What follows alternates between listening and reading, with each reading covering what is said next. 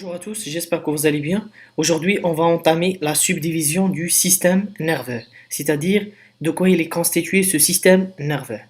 Bien. Le système nerveux est divisé en deux grandes zones, à savoir le système nerveux central et le système nerveux périphérique. Le système nerveux central et le système nerveux périphérique. Le système nerveux central, son rôle, comme je dis tout à l'heure, est l'intégration, l'analyse et l'interprétation de quoi? Des informations sensorielles. Se forment des signaux qui parviennent des récepteurs qu'il reçoit. Donc, les récepteurs, ils reçoivent des informations et après, ils vont les transmettre vers le système nerveux central. Et à ce niveau, il va y avoir une intégration, analyse et l'interprétation de ces informations sensorielles. Le système nerveux central, principalement, est constitué de l'encéphale et de la moelle épinière. Cependant, l'encéphale est constitué à son tour du cerveau, le cervelet et le tronc cérébral. En fait, ces trois structures cérébrales sont situées au niveau, bien dans la boîte crânienne. Et pour la moelle épinière est située dans le canal rachidien. Voici en grosso modo la subdivision du système nerveux central. On va passer maintenant au système nerveux périphérique. Ça, c'est la subdivision du système nerveux central. On passe maintenant au système nerveux périphérique. Le système nerveux périphérique, revenons à ce schéma, ça c'est l'encéphale. Voici, ça c'est le cerveau, le cervelet et le tronc cérébral.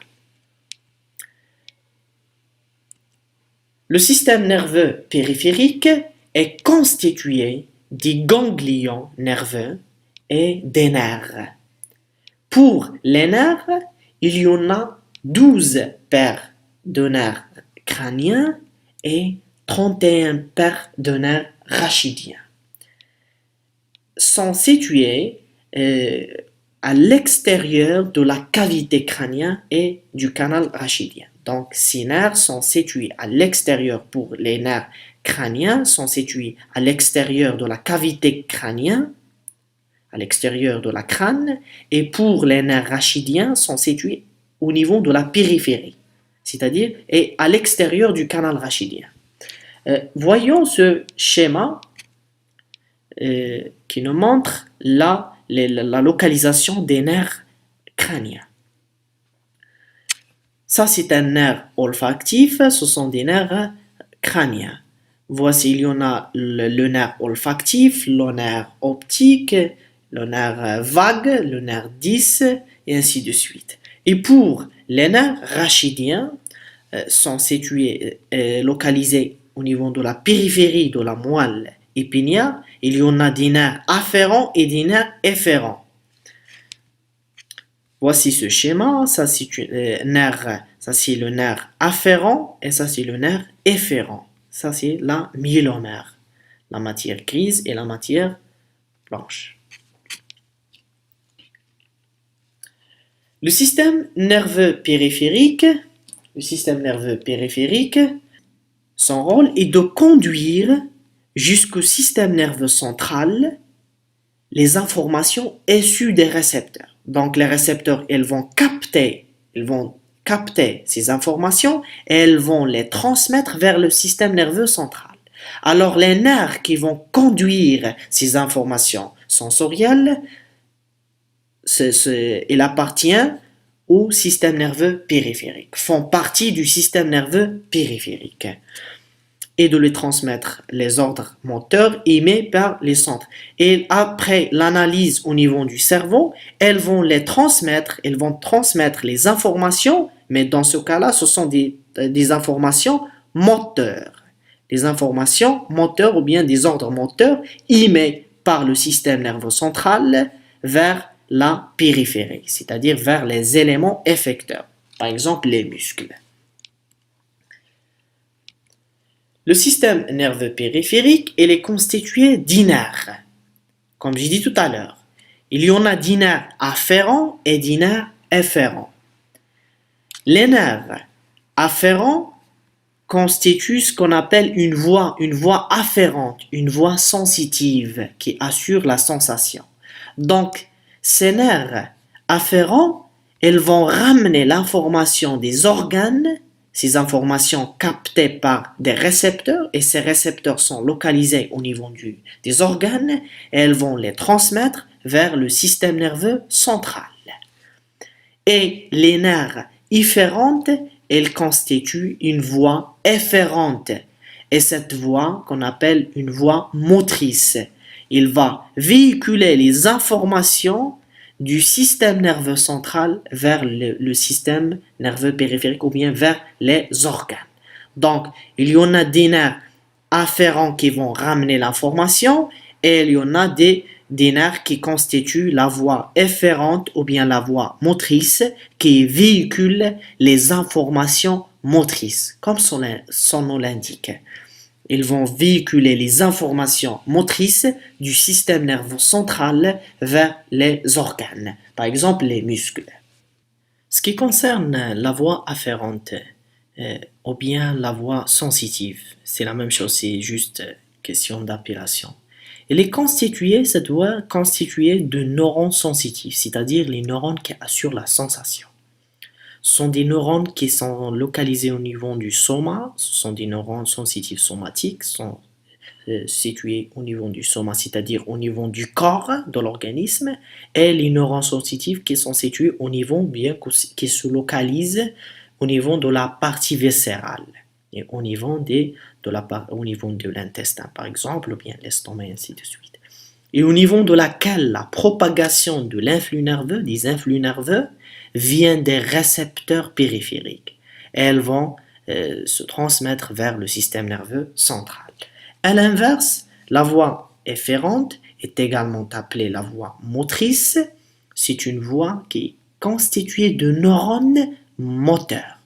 La voie afférente est constituée de neurones sensitifs et la voie motrice est constituée du neurone moteur. Ça, c'est la différence entre les deux voies.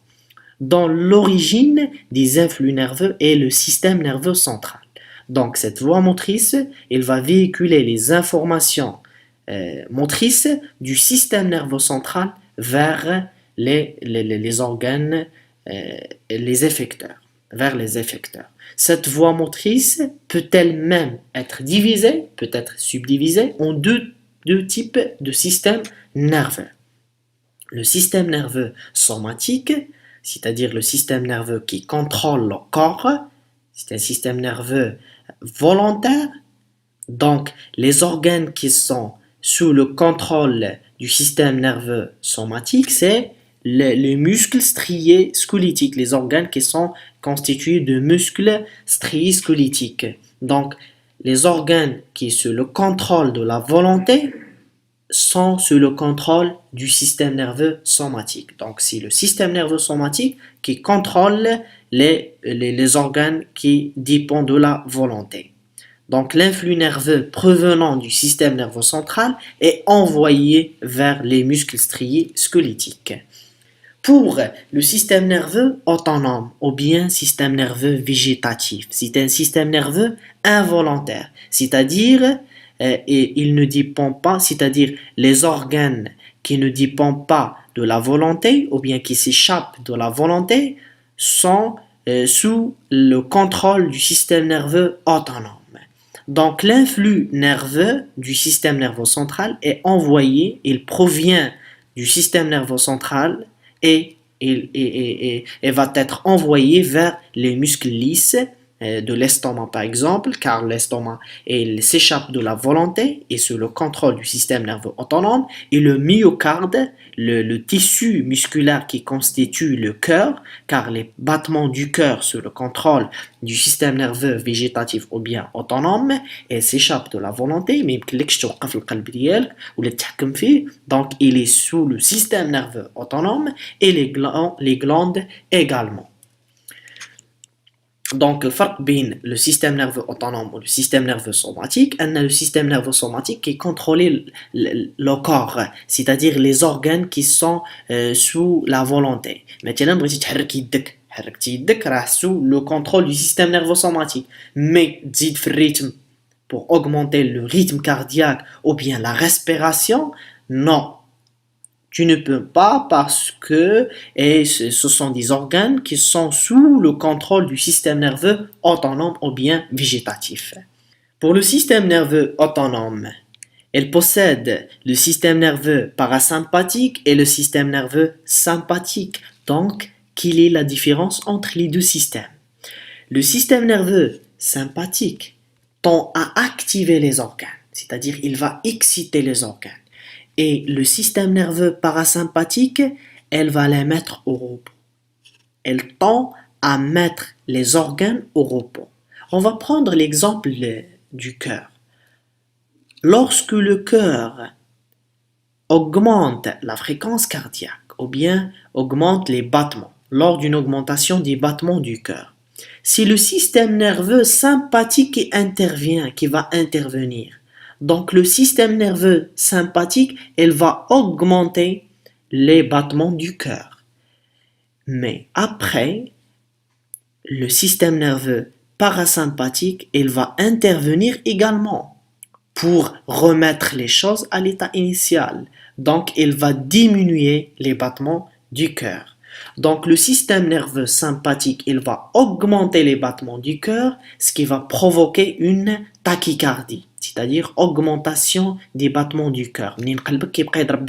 C'est le système nerveux sympathique qui a intervenu et il va provoquer une tachycardie. Et le système nerveux parasympathique, il va intervenir pour diminuer la fréquence cardiaque, les battements du cœur, elle va provoquer une bradycardie, c'est-à-dire diminution du battement du cœur. يمكن لكم تاخذوا l'exemple ديال le choc. Par exemple stress. كنتي غادي في الطريق بان لك واحد الكلب، قلبك كيبدا يضرب بالجهد. Donc, augmentation des battements du cœur. C'est le système nerveux sympathique les تدخل.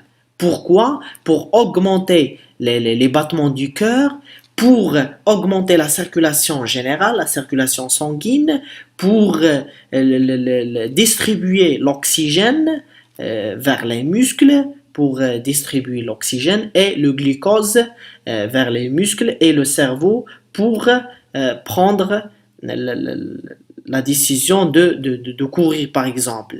Et le système nerveux parasympathique, après le choc, le système nerveux parasympathique, elle va diminuer les battements du cœur. Pour la voie sensitive, elle est également constituée du système nerveux somatique et du système nerveux autonome. C'est-à-dire, cette voie, elle est constituée du système nerveux somatique, c'est une voie qui va ramener l'information du soma et le système nerveux autonome, la voie qui va ramener les informations sensorielles de l'estomac par exemple ou bien de l'intestin. شكرا على المتابعة. إلا عجبتكم القناة يمكن لكم تفعلوا الجرس وتخليوا لي تعليق إلا كانت عندكم شي ملاحظة بيان سور. شكرا مرة أخرى.